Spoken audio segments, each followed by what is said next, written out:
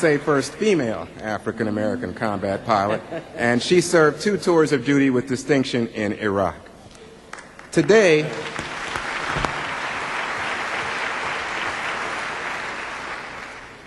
we see a decline in Black and Latino enlistment because of one reason: the war in Iraq.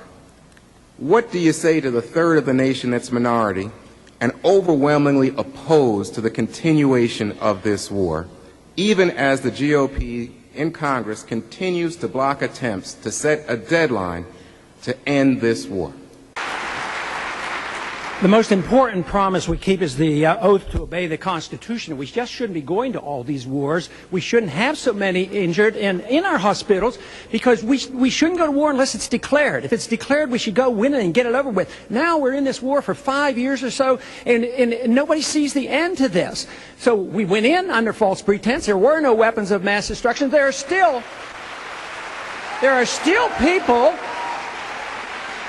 people who believe that Iraq had something to do with 9/11, yet 15 of the people were from Saudi Arabia. We need to live up to our principles so there are less injured veterans, but when they come home, we better jolly well take care of them, and we're not doing a very good job right now because all the money's going overseas. We're broke, and we got to do something about it. And we can't perpetuate a welfare state and police an empire without going bankrupt, and we're nearly on the verge of that. Thank you, sir. Senator Brownback.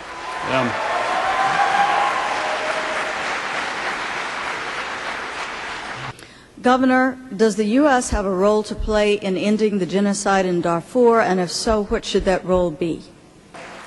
The U.S. government has no authority. There's no constitutional authority. There's no moral authority. There's plenty of moral authority and responsibility for individuals to participate. But every time we get involved, no matter where, for good intentions, believe me, we're getting involved in a civil war. Even when you send food, it ends up in the hands of the military, and they use it as weapons. So it's not well intended. We should direct our attention only to national security and not get involved for these feel-good reasons of going overseas for the various reasons. And this is the main reason why I think that we ought to just come home from every place in the world and bring our troops home from Iraq. Senator Brownback.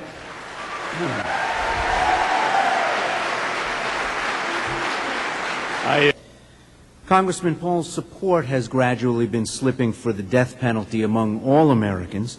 The Pew Forum on Religion and Public Life reports a large majority of whites still support capital punishment, while blacks and Latinos do not. Now, I know this is mostly a state function, but the president does appoint appellate judges and, of course, the highest appellate judges in the land, the Supreme Court justices who often review death penalty cases. Do you think the death penalty is carried out justly in the United States, and do you want to see it continued during your presidency? 30 seconds, Congressman.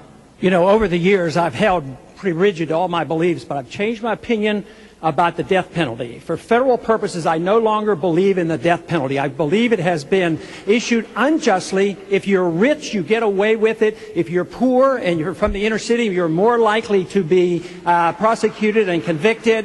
And today, with the DNA evidence, there's been too many mistakes, so I am now opposed to the federal death penalty. Thank you, Congressman. Senator Brownback.